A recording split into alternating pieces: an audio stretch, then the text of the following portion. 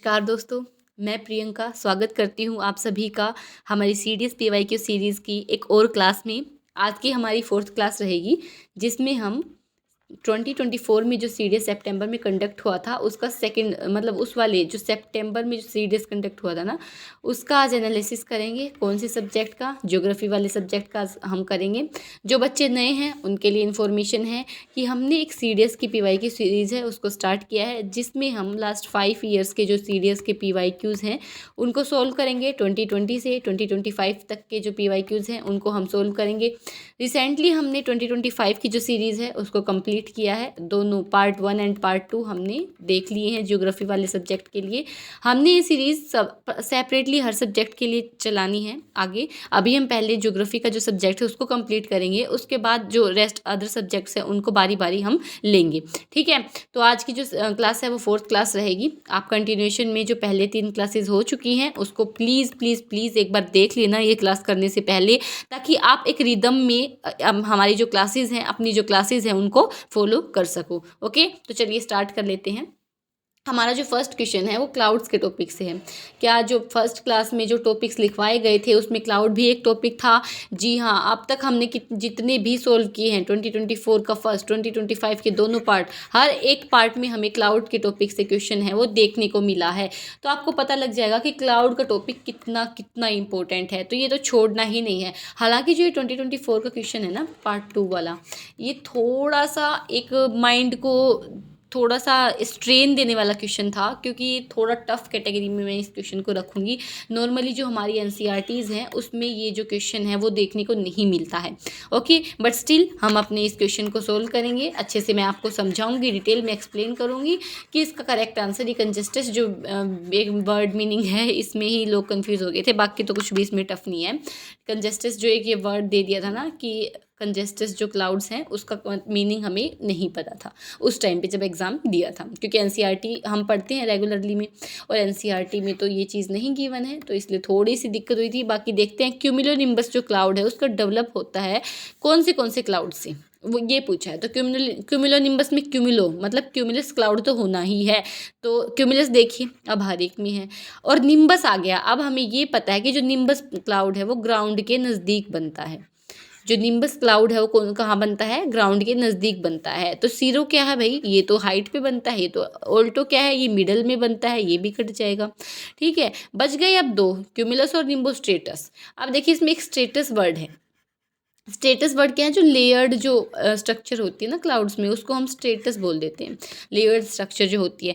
हालांकि देखिए इस ऑप्शन को भी हम एलिमिनेट कर सकते थे कि यही है कि बस इन दोनों ऑप्शंस में ही मेनली कन्फ्यूज़न रही थी स्टूडेंट्स को भी। अभी डिस्कस कर लेते हैं। देखिए पेन चेंज कर लेती हूँ एक बार। हाँ जी, तो इसका करेक्ट आंसर है वो है ए रहेगा। ए क्यों है? देखो, जब क्यूमुलस क्लाउड्स की वर्टिकल मूवमेंट होती है ना, उस वर्टिकल डेवलपमेंट जब वर्टिकल डेवलपमेंट होती है उस वर्टिकल डेवलपमेंट को हम क्या कहते हैं? कंजेस्टस वर्ड दे देते हैं। बस इतनी सी कन्फ्यूज़न थी ये।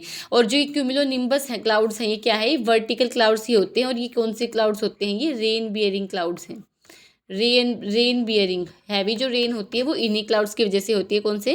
क्यूमुलोनिम्बस की वजह से ही होती है। और ये जो वर्टिकल डेवलपमेंट है इसका वर्ड है कंजेस्टस। ठीक है, बस इतनी सी कन्फ्यूजन थी, तो ये एक्सप्लेनेशन गिवन है, आप पढ़ सकते हो। सेम हमने एक्सप्लेन कर दिया है। ओके, अब देखिए अगेन क्या हमने रामसर जो साइट्स हैं उसको अपने जो लिस्ट हमने बनाई थी फर्स्ट क्लास में उस क्लास के टॉपिक्स में लिखा था। जी हाँ, लिखा था।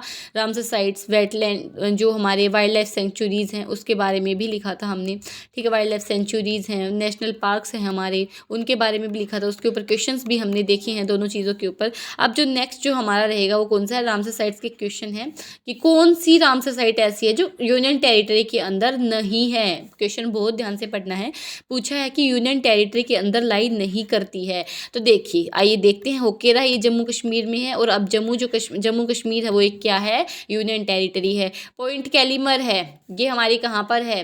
देखिए याद रखिए, वाइल्ड लाइफ भी और बर्ड सेंचुरी भी है, इंपॉर्टेंट है ये डेटा भी। ऑप्शंस को भी अच्छे से एनालाइज करना है हमें, ताकि अगर आगे ऑप्शन से भी क्वेश्चन बने तो उसको हम कर सकें। जो लास्ट क्लास थी हमने उसमें देखा था जॉर्डन का, जॉर्डन ऑप्शंस में दे रखा था 2024 के, और फिर नेक्स्ट 2025 में जो एग्ज़ाम हुआ है उसमें जॉर्डन के ऊपर क्वेश्चन भी पूछ लिया, तो ऑप्शन का भी हम एनालाइज अच्छे से करेंगे। ओके, तो होकेरा हो चुका भाई, होकेरा हमारा जम्मू, हालांकि आंसर नहीं है, वेट ए मिनट।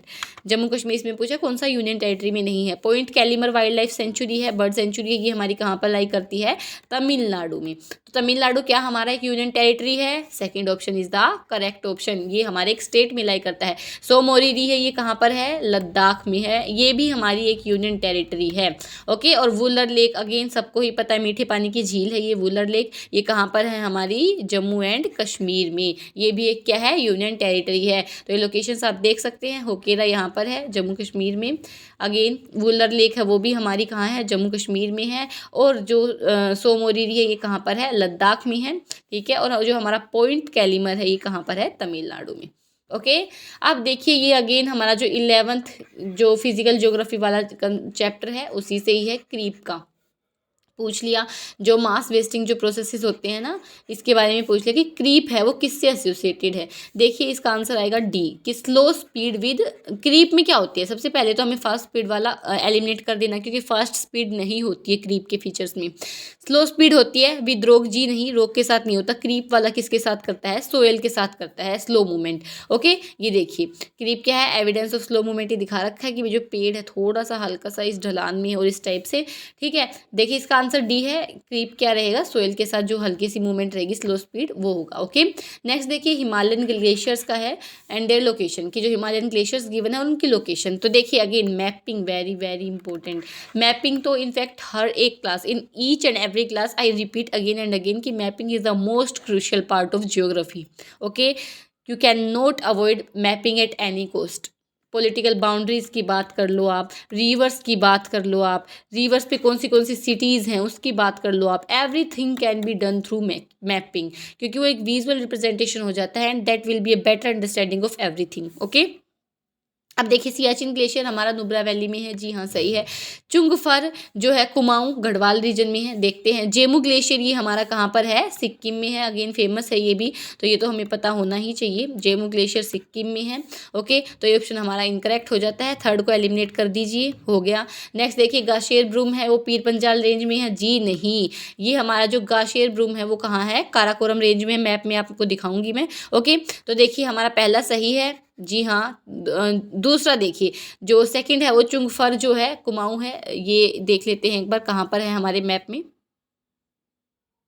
मैप नहीं है, सॉरी इसमें मैप, शायद मैप हट गया है, पता नहीं क्या। चलिए कोई नहीं, मैप हम खुद ड्रॉ कर लेते हैं इसमें। यहाँ पर ड्रॉ कर दूँ या फिर आगे करूँ, चलिए आगे कर लेते हैं। देखिए नेक्स्ट इसमें आंसर आएगा हमारा, वन ओनली आंसर का टिक कर देती हूँ एक बार। देखिए मैप में मैं बना देती हूँ जैसा मेरे से बनेगा, ठीक है।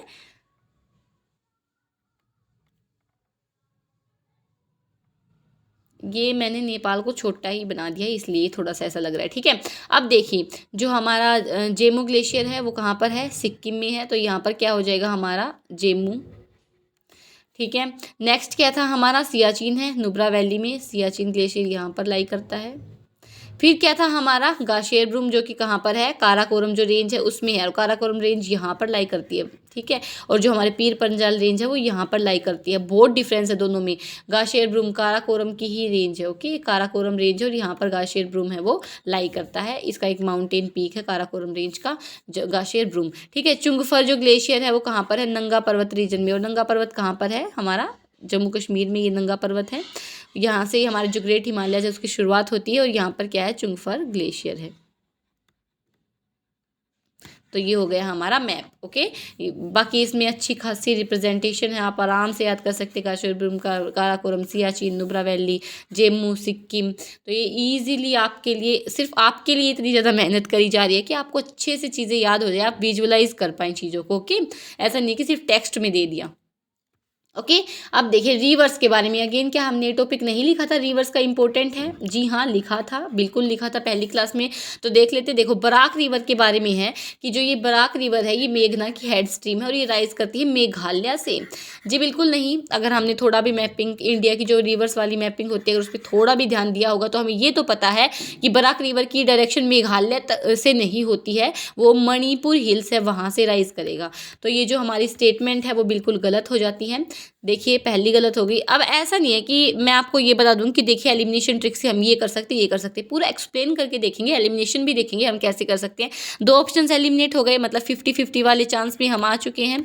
ओके अब देखिए नेक्स्ट, अब हमें पता लग गया भाई सेकंड ऑप्शन तो बिल्कुल करेक्ट है। हालांकि मैं इसको एक्सप्लेन भी कर देती हूँ। जो हमारी घग्गर रिवर है ना वो अरावली हिल्स से ओरिजिनेट होती है और ये राजस्थान डेजर्ट में ही खत्म हो जाती है, किसी सी में ड्रेन नहीं करती है। इसका बेस्ट फीचर है कि किसी मतलब हम यूनिक फीचर कह सकते हैं कि किसी भी सी के अंदर ड्रेन नहीं करती है ये। ओके पुठीमरी जो है हमारी, पुठीमरी और मनास, ये मनास तो चलो काफ़ी फेमस है, पुठीमरी का फिर भी हमें नहीं पता होगा, एक दफ़ा हम आइडिया ना भी लगा पाए।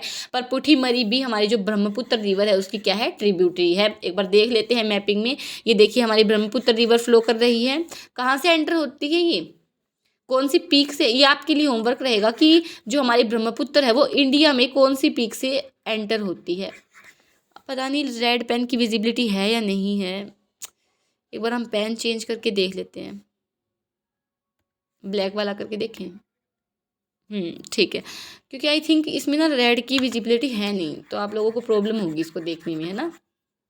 चलिए जो आपके लिए होमवर्क था, क्या है होमवर्क आपके लिए कि आपको बताना है कि जो ब्रह्मपुत्र रिवर है ये कौन सी हमारी पीक है वहाँ से ये टर्न लेती है। ओके ये आपके लिए होमवर्क हो गया। नेक्स्ट देखिए इसमें पुठीमरी ये रही हमारी ट्रिब्यूटरी और मनास ये रही। अब इसकी एक ट्रिक है, अगर आप बोलेंगे तो हम ट्रिक भी डिस्कस कर लेते हैं। देखिए ट्रिक डिस्कस कर लेते हैं फटाफट से, जिसमें आप ऑलमोस्ट सारी ही रिवर आप ब्रह्मपुत्र की याद कर सकते हो इसमें, इस ट्रिक के थ्रू।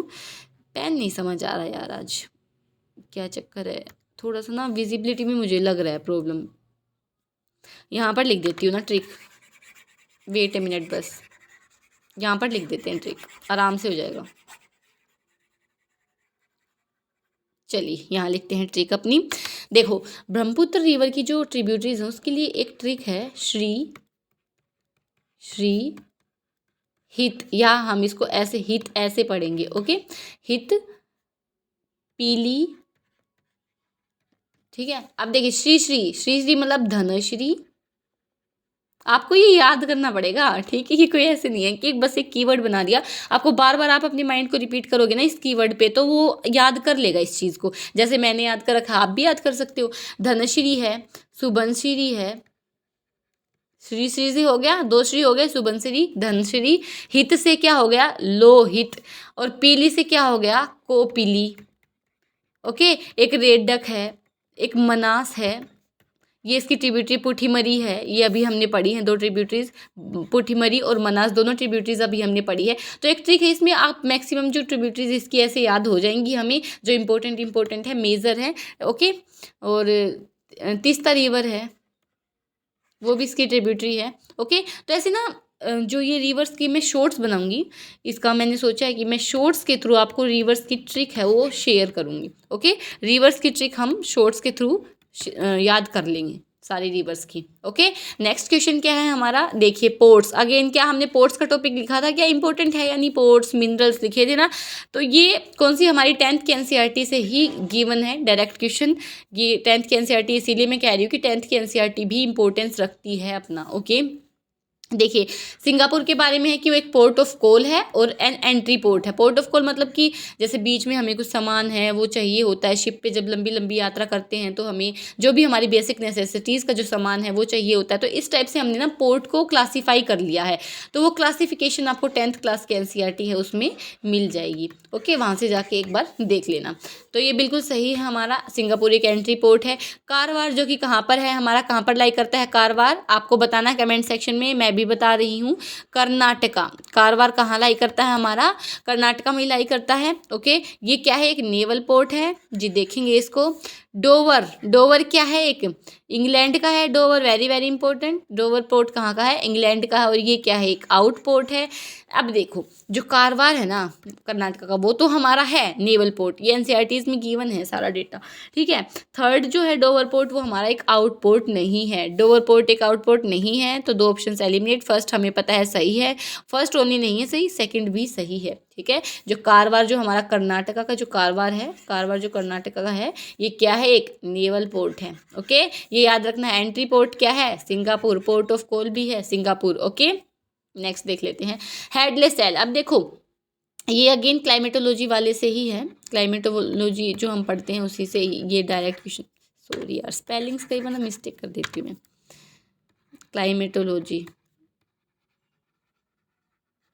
से ही है हमारा ये हेडलेस सेल्स। कुछ सेल्स बनती है प्रेशर और टेम्परेचर के डिफरेंस की वजह से, कुछ सेल्स हैं वो बनती है, हेडलेस सेल है, फेरल सेल है, ऐसे करके कुछ सेल्स बनती है। अभी जो एफ कैट 2026 वाला जो एग्ज़ाम हुआ था ना, उसमें भी हेडलेस सेल और फेरल सेल इसके ऊपर क्वेश्चन आया है, इन सेल्स के ऊपर, तो ये इंपॉर्टेंट हो जाती हैं, okay.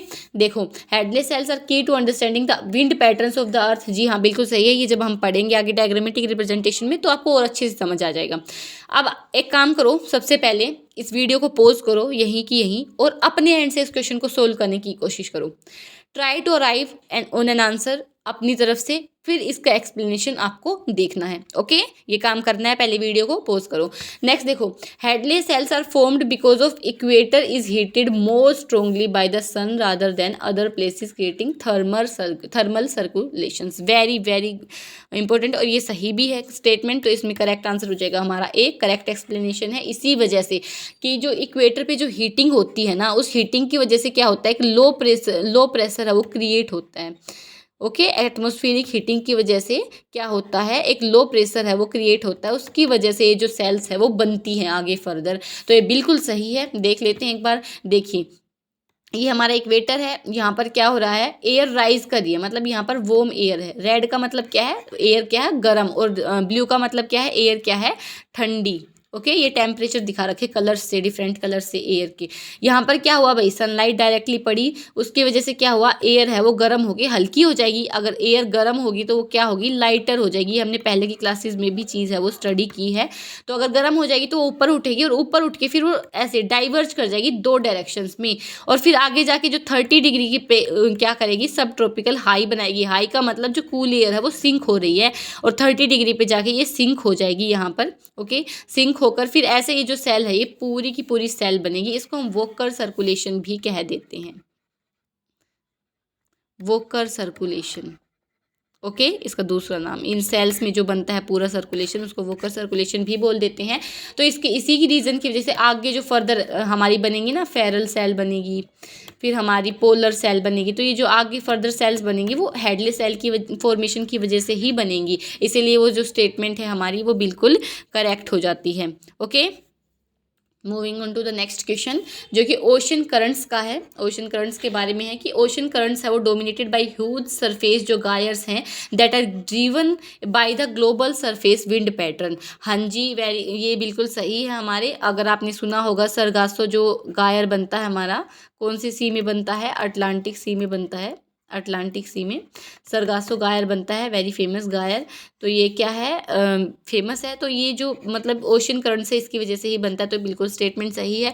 Equatorial currents move cold water, very, देखो ध्यान से पढ़ना है, cold water westward then poleward along the east coast of the continent. अब आपको एक बार मैप में मैं बता देती हूँ।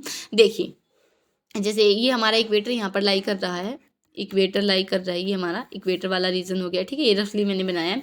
यहाँ से क्या होगा, वाटर मूव तो होगा, बट कौन सा वाटर मूव होगा, वेस्टवर्ड मूवमेंट है, बिल्कुल सही है। देखिए सारे फैक्ट इसने, एग्जामिनर ने कितना स्मार्ट प्ले किया है, ऑलमोस्ट सारे फैक्ट इसने सही बता रखे हैं, बट इसने जो वाटर की जो बता दी ना कि टेम्परेचर वो कोल्ड होगा लेकिन वार्म होता है, ठीक है। ये आपको याद रखना है कि जो गर्म पानी है उसकी मूवमेंट होगी वेस्टवर्ड, फिर वो पोलवर्ड्स जा रहा है। देखो ये गल्फ स्ट्रीम के थ्रू जा रहा है ना, गल्फ स्ट्रीम से होते हुए ये पोलवर्ड्स जा रहा है। ये हमारा ओशियनोग्राफी का है, ओशियनोग्राफी का है, वेरी वेरी इंपॉर्टेंट। ओशियनोग्राफी में जो करंट वाला टॉपिक है ना वो इम्पोर्टेंट है, ये एक बार आप देख लेना। एनसीईआरटी में मैप भी गिवन है, जो हमारी 11th की एनसीईआरटी है उसमें, वहाँ से भी आप देख सकते हो। ओके, तो बस यही चीज़ पकड़नी थी यहाँ पर कि वो कोल्ड वाटर नहीं होता है, वार्म वाटर की मूवमेंट होती है। तो सेकेंड स्टेटमेंट हमारी गलत हो जाती है, फर्स्ट स्टेटमेंट हमारी सही हो जाती है। तो सी इसका करेक्ट आंसर हो जाता है। ओके, नेक्स्ट देखिए, फॉरेस्ट रिपोर्ट के बारे में है कि एक इंडिया की स्टेट फॉरेस्ट रिपोर्ट जो 2021 में आई थी, उसमें कौन सा स्टेट टॉप 3 स्टेट्स में नहीं है जिसमें maximum area under forest cover आता है। ओके, कौन सा नहीं है, तो वो है महाराष्ट्र। बाकी तीनों की तीनों स्टेट्स आते हैं टॉप 3 में। देख लेते हैं एक बार यहाँ पर, देखिए जो पहला है वो है मध्य प्रदेश, दूसरा अरुणाचल प्रदेश है, और थर्ड जो हमारा छत्तीसगढ़ है, फोर्थ उड़ीसा है, और फिर फिफ्थ पर महाराष्ट्र आता है। तो इसमें क्या पूछा है, फर्स्ट 3 में तो नहीं आता ना, पहले 3 में तो बिल्कुल भी नहीं आता, 5th नंबर पर है महाराष्ट्र हमारा। Okay, how is strong pressure gradient. देखो ये तो बहुत ईजी क्वेश्चन था, ये तो इजीली मतलब स्ट्रॉन्ग प्रेशर ग्रेडियंट कैसे फॉर्म होता है, ये अगेन एनसीईआरटी का ही क्वेश्चन है, डायरेक्ट लाइन टू लाइन उठाया गया है। 11th की जो हमारी फिजिकल ज्योग्राफी है वहीं से ये उठाया गया है। क्लोज अगर होंगी, एक दूसरे के नज़दीक होंगी ना, अगर ये जो प्रेशर बार्स होती हैं, जो बार्स बनी हुई है ना, अगर एक दूसरे के नज़दीक होंगी ना तो ही, अब मान लो स्प्रिंग है, हम स्प्रिंग के एग्जांपल से इस चीज़ को समझ सकते हैं। अगर स्प्रिंग को हम वाइड ऐसे कर दें कि उसको खींच दें, अपनी तरफ खींच लें उसको, तो उसका जो प्रेशर रहेगा उन बीच में, जो सेल्स के बीच में, जो जैसे स्प्रिंग की ऐसे ऐसे सेल्स होती है ना, इन सेल्स के बीच में जो प्रेशर रहेगा ना वो कम हो जाएगा। और अगर इसको इकट्ठी, जैसी स्प्रिंग की नेचुरल शेप है उसी शेप में अगर हम स्प्रिंग को रखें, तो जो उसके स्प्रिंग्स हैं उनके बीच में जो प्रेशर रहेगा ना वो क्या रहेगा, हाई प्रेशर रहेगा। अगर वो क्लोज रहेंगी आपस में, एक दूसरे के क्लोज रहेंगी, स्प्रिंग वाला ही कंसेप्ट है सेम, अगर क्लोज रहेंगी तो क्या होगा, प्रेशर हाई रहेगा। ओके, ये इजीली डूएबल क्वेश्चन था। अब देखिए नेक्स्ट है केमिकल वेदरिंग। क्या हमने वेदरिंग का टॉपिक नहीं पढ़ा है पहले 2025 का जब हम कर रहे थे, वहाँ पर वेदरिंग के ऊपर क्वेश्चन आया था, याद करिए। सोल्ट वेदरिंग का हमने पढ़ा था, सोल्ट वेदरिंग का, तो वहाँ पर वेदरिंग का क्वेश्चन आया था ना। वेट ए मिनट यार, कई बार ना हैंड राइटिंग, हाथ दुख जाते हैं ना तो हैंड राइटिंग हो जाती है ख़राब। सोल्ट वेदरिंग का हमने पढ़ा था, तो देखिए केमिकल वेदरिंग से पूछ लिया। एक केमिकल वेदरिंग का एग्जाम्पल नहीं है, कौन सा है, salt crystal growth, hydrolysis, chemical reaction होगी, एसिड एक्शन, केमिकल रिएक्शन होगी, ऑक्सीडेशन। ये इजीली एलिमिनेट हो सकता है, एलिमिनेशन का क्वेश्चन है ये, आप एलिमिनेशन के थ्रू इस क्वेश्चन को सोल्व इजीली कर सकते हो। बाकी बेसिक नॉलेज भी है कि सोल्ट जो क्रिस्टल ग्रोथ है वो हमारा फिजिकल प्रोसेस है। ओके, अगेन देखिए सोल्ट है वो क्या है, फिजिकल, या फिर हम इसको क्या कह सकते हैं, मैकेनिकल कह सकते हैं। ठीक है, जो सोल्ट क्रिस्टल ग्रोथ, और कौन सी, चलिए आपके लिए क्वेश्चन है कि जो सोल्ट क्रिस्टल ग्रोथ है, सोल्ट वेदरिंग है, वो कौन सी रोग पर इजीली हो सकती है, कौन सी रोग पर बेस्ट मोस्ट इफेक्टिव रहेगी। रोग का टाइप बताना है आपको, हमने PYQs में पहले डिस्कस कर लिया है, तो आपको रोग का टाइप बताना है। ओके, नेक्स्ट देखिए आर्क वोल्केनोज की बात कर रहा है कि आर्क वोल्केनोज जो बनते हैं वो डाइवर्जेंट, बिल्कुल गलत है। जो आर्क वोल्केनोज, जब हमारी दो प्लेट्स मर्ज होती है ना, आपस में कन्वर्ज होती हैं, सॉरी कन्वर्ज होती है ना दो प्लेट्स, तब आर्क वोल्केनोज वो बनते हैं। तो हमारी पहली स्टेटमेंट बिल्कुल गलत हो जाती है।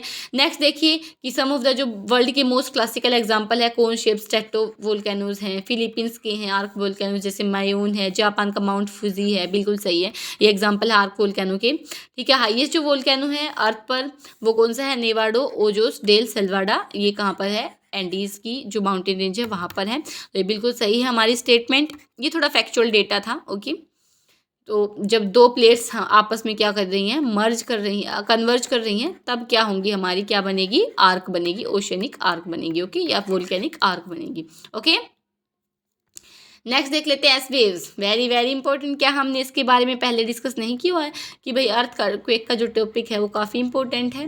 तो देखिए आ गया ना क्वेश्चन, अभी तो आप वेट करिए, सब्र करिए, आगे आगे हम और क्वेश्चंस करेंगे तब आपको और आइडिया लग जाएगा। अभी तो ये हमारी 4th क्लास ही है। ठीक है, देखिए स्लोवर एस वेव हैं वो स्लोवर रहती हैं पी वेव से, जी हाँ बिल्कुल सही। और मैंने आपको एक घुट्टी बताई थी लास्ट क्लास में, क्या घुट्टी है वो, कि आपको देखना है नोट करेक्ट और करेक्ट पूछा है, क्या पूछा हमसे, इनकरेक्ट पूछा है, करेक्ट, तो यहाँ पर नोट करेक्ट, तो ये बिल्कुल सही है स्टेटमेंट। तो ये आंसर पे जल्दबाजी में राइज बिल्कुल नहीं करना है कि अब जल्दबाजी में ये टिक कर दो। Okay, during an earthquake S wave are less destructive to structures like building, ये आंसर इसका यही रहेगा, आपको मैं बताऊंगी क्यों।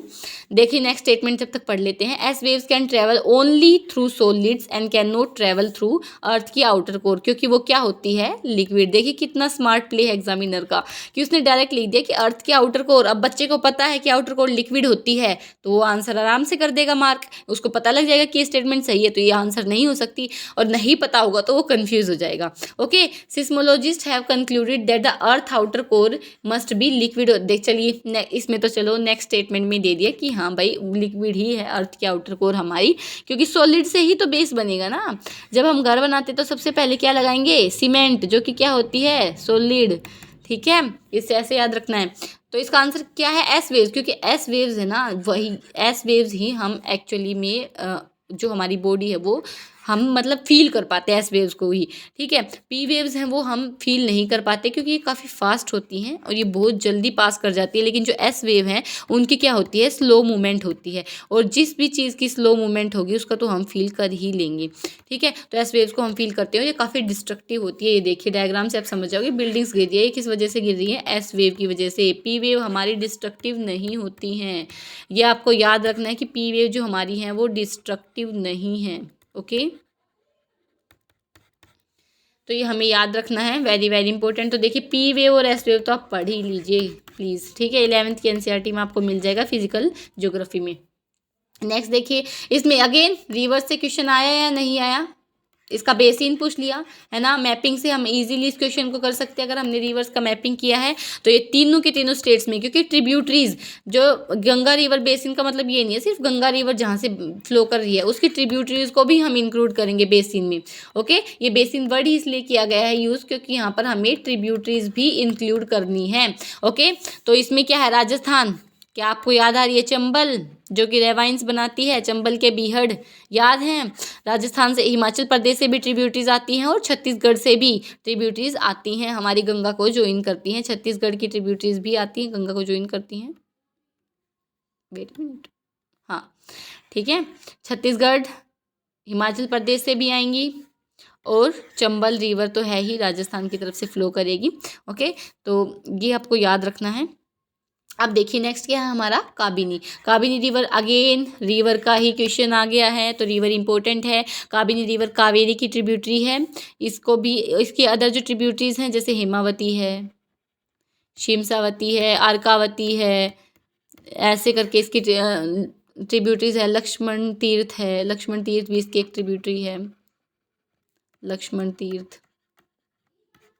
नोइल भी, आई गेस नोइल का आप एक बार कंफर्म कर लेना, नोइल का मुझे नहीं याद है।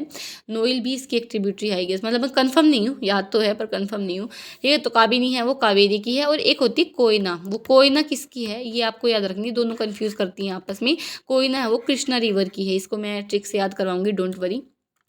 वैसे इसकी जो ट्रिक आप खुद भी मतलब खुद से रिलेट करके ही बनती है ट्रिक, ऐसे नहीं बनती है। जब हम डिस्कस करेंगे ना, शॉर्ट्स डाल दूंगी जब मैं स्टार्ट करूँगी शॉर्ट्स डालना इन रिवर्स के ऊपर, तो हम पूरी रिवर्स की सारी ट्रिक्स याद करेंगे। ओके, तो देखिए काबिनी रिवर है हमारी, और किसकी ट्रिब्यूटरी है ये, कावेरी रिवर की ट्रिब्यूटरी। और कावेरी रिवर के ऊपर डिस्प्यूट भी रहता है कर्नाटका और तमिलनाडु में इसके पानी के ऊपर, तो ये भी आपको याद रखना है। ओके, नेक्स्ट जो हमारा क्वेश्चन है अगेन क्रॉप्स, क्या हमने नहीं लिखा था फर्स्ट क्लास में क्रॉप्स इंपॉर्टेंट टॉपिक है या नहीं है। क्रॉप्स काफ़ी इंपॉर्टेंट टॉपिक है, इन डेप्थ में इससे क्वेश्चन आते हैं। आपको याद रखना है कि कौन से एरिया में कौन सी क्रॉप है वो ग्रो होती है, कौन सी सोयल है, कौन सी सोयल में कौन सी क्रॉप ग्रो होती है। तो ये आप सोयल का मैप करोगे ना, ये दोनों एक साथ करना, क्रॉप और सोयल, तो ये ना इंटरलिंक्ड टॉपिक है ये आपस में इंटरलिंक्ड, तो ये क्या होगा आपको हेल्पफुल रहेगा दोनों टॉपिक्स को एक साथ याद करना, और अंडरस्टैंडिंग भी काफ़ी अच्छी बन जाएगी आपकी इस चीज़ से। ओके, तो ये क्रॉप है, सोयल है, ये काफ़ी इंपॉर्टेंट टॉपिक है।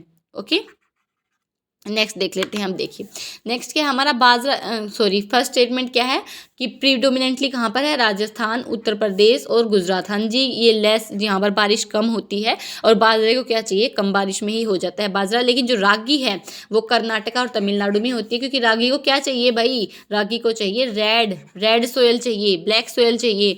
ठीक है, रागी को, और जो हमारी बाजरा है वो सैंडी सोयल में होता है। तो ये स्टेटमेंट भी हमारी बिल्कुल सही हो जाती है, और स्टेट्स भी बिल्कुल सही हैं, तो इसका करेक्ट आंसर क्या हो जाएगा, ए। ओके, ये देखिए सैंडी सोयल है बाजरा, और जो हमारी रेड सोयल है उसमें रागी होती है। ओके, अब नेक्स्ट देखिए अगेन पीक्स, माउंटेन पीक्स आ गई हैं, तो ये तो आप छोड़ नहीं सकते हो भाई, ड्रेनेज पैटर्न वाला और जो पीक्स वाला जो हमारा है माउंटेन पीक्स जो भी हैं उसको करना ही करना है आपको, ठीक है। तो देखिए mountain peak situated in India, पूछ लिया कि भारत में कौन सी है, ठीक है। तो देखते हैं, देखिए धौलागिरी, मैंने इसको कैसे याद कर रखा है कि गिरा हुआ कौन है, नेपाल है। नेपाल गिरा हुआ, लेकिन दूध की धार कहाँ बहती है, हिमाचल प्रदेश में। दूध की धार बहती है हिमाचल प्रदेश में, तो धौलाधर है वो हमारा इंडिया में है। और जो धौलागिरी गिरा हुआ कौन है, नेपाल है। तो ये हम कट कर सकते हैं। मकालू भी नेपाल में है। देखिए डैम जैम इसकी ट्रिक है, गैम है, डैम जैम इसकी ट्रिक है, ठीक है। धौलागिरी, अन्नपूर्णा, मकालू, मनासलू, माउंट एवरेस्ट है, गौरीशंकर है, एवरेस्ट हो गया। तो ये सारे डैम जैम की ट्रिक से हम याद कर सकते हैं। बाकी इसकी मैं कोशिश करूँगी कि मैं शॉर्ट्स इसकी अपलोड करना स्टार्ट करूँ। सबसे पहले रिवर्स को कवर करेंगे और उसके बाद हम माउंटेन पीक्स को कवर करेंगे, ओके। बाकी ट्राई करते हैं, टाइम परमिट करेगा तो मैं फॉर श्योर करूँगी। बाकी साथ साथ तो मैं बताती ही जा रही हूँ ट्रिक्स। रिवर की तो कर ही लूँगी कवर, माउंटेन पीक्स की मैं श्योरली नहीं कह सकती। बाकी इसके साथ मैं बताती रहूँगी ट्रिक, जो क्वेश्चन आते रहेंगे, ओके। तो मकालू हमने देखा, डैम जैम की ट्रिक में मकालू आता है, तो मकालू भी हमारा नहीं है। नामचा बरवा और जो कामेट है नामचा बरवा। देखिए जो क्वेश्चन आपसे पूछा था उसका आंसर भी हमें मिल गया है, यही वीडियो में ही एक क्वेश्चन पुटअप किया था मैंने कि कौन सी पीक से आपकी जो ब्रह्मपुत्र रिवर है वो एंटर करती है इंडिया में। ये क्वेश्चन मैंने पूछा था आप लोगों से, वो कौन सी पीक है हमारी, नामचा बरवा है। ये कहाँ पर है, हमारी अरुणाचल प्रदेश में है, ओके। ये कहाँ है, अरुणाचल प्रदेश में है। और कामेट कहाँ है, हमारी हिमाचल प्रदेश, उत्तराखंड, सॉरी कामेट कहाँ है, उत्तराखंड। कामेट नंदा देवी आपने सुना होगा, उससे आप याद कर सकते हो, कामेट नंदा देवी, त्रिशूल, ऐसे करके हैं। तो इसमें करेक्ट आंसर कौन सा हो जाएगा, सी इज द करेक्ट ऑप्शन। ये देखिए धौलागिरी गिरा हुआ कौन है, नेपाल है। और मकालू हो गया, मनासलू भी इसी की, नामचा बरवा से एंटर होती है हमारी कौन सी रिवर, ब्रह्मपुत्र रिवर नामचा बर्मा से एंटर करती है, ओके। नेक्स्ट देखिए रहीन रिवर, अगेन अब ये किसकी है भाई, वर्ल्ड की रिवर पूछ ली। तो रिवर्स का काफ़ी इंपॉर्टेंट है, सिटीज़ का भी। तो देखिए important pathway for industrial northern Germany के लिए ये इंडस्ट्रियल पाथवे है, जी बिल्कुल सही है। रोटेट डैम है, ये रहीन रिवर पर ही स्टेब्लिश है, तो इसका करेक्ट आंसर हो जाएगा हमारा सी। ये देखिए रिवर रहीन फ्लो कर रही है, यहाँ पर पोर्ट बना दिया रोटेट डैम, ओके। ये रोटेट डैम पोर्ट बना दिया और इंडस्ट्री भी यहाँ पर है, नदर्न साइड में देखने को मिलती है, ओके। नेक्स्ट देखिए अंटार्कटिका। अगेन क्या आप रिकॉल कर पा रहे हो कि हमने जब 2025 की सीरीज़ की थी वहाँ पर अंटार्कटिका के ऊपर क्वेश्चन था, आई गेस 2024 की 1 में था, या मतलब ये क्वेश्चन हम ना पहले डिस्कस कर चुके हैं अंटार्कटिका का। अगर आपने पीवाई की सोल्व किए हैं अच्छे से, आपने वो वीडियोस देखी है, तो आपके लिए क्वेश्चन कोई बड़ी बात नहीं है करना। अब ये जो क्वेश्चन इसकी पहली स्टेटमेंट है ना, ये कहाँ से उठाई गई है डायरेक्ट, ये हमारी जो 6th क्लास के एनसीईआरटी है ना जियोग्राफी की, वहाँ से ये डायरेक्ट उठाई गई है। वहाँ पर दे रखी हैं सब चीज़ें कि larger than Europe in terms of area. जी हाँ, टर्म्स ऑफ एरिया में ये यूरोप से बड़ा है अंटार्कटिका। ये कोई आपको थोड़ा सुन के शौक लगा होगा कि अरे अंटार्कटिका बड़ा है यूरोप से। जी हाँ, आप 6th क्लास के एनसीईआरटी को रेफर करिए एक बार जाके, वहाँ पर ये चीज़ आपको मिल जाएगी। डायग्रामेटिक रिप्रेजेंटेशन से भी समझा रखी है, ओके। सेकेंड जो स्टेटमेंट है, it has highest average elevation as compare to all other continents. जी हाँ, ये हमने पहले की क्लास में भी डिस्कस किया था कि 2000 मीटर सी लेवल से ये ऊपर है, तो ये हाईएस्ट। जी हाँ, ये सेकंड स्टेटमेंट भी बिल्कुल सही है। अब बताइए क्या माउंट रोस इसकी हाईएस्ट पीक है? अब अगर किसी ने ये क्वेश्चन गलत बताया तो उसकी, क्योंकि हमने अभी जो 2024 की पहली सीरीज़ की है ना फर्स्ट, हाँ याद आ गया, ये 2024 की जो हमने फर्स्ट वीडियो रिकॉर्ड की थी ना, जो फर्स्ट वीडियो अपलोड की है, उसमें आप एक बार जाके देख लेना, ये अंटार्कटिका के ऊपर क्वेश्चन है, ओके। तो अगर जिन्होंने भी वो देखी है ना वीडियो, अगर उन्होंने तो ये क्वेश्चन गलत किया ना, तो उनकी तो ऐसी मार पड़ेगी ना, देखना फिर। तो इसका क्या है, ये गलत है। विंसन हमने डिस्कस किया था कि विंसन जो है वो अंटार्कटिका की जो कॉन्टिनेंट है उसकी हाईएस्ट पीक है, तो ये हमारा गलत हो जाता है। ये गलत होते ही हम अपने आंसर पर अराइव कर जाते हैं। देख रहे हो फ़ायदा PYQ सोल्व करने का। Waters of the southern ocean west wind drift moving, चलिए ये अगर आपको नहीं भी पता होता ना तो भी इजीली आप इस क्वेश्चन को सोल्व कर सकते थे, अगर आपने PYQ उसको अच्छे से एनालाइज किया होता तो। एंटी क्लॉकवाइज नहीं होती इसकी मूवमेंट, क्लॉकवाइज होती है, ओके।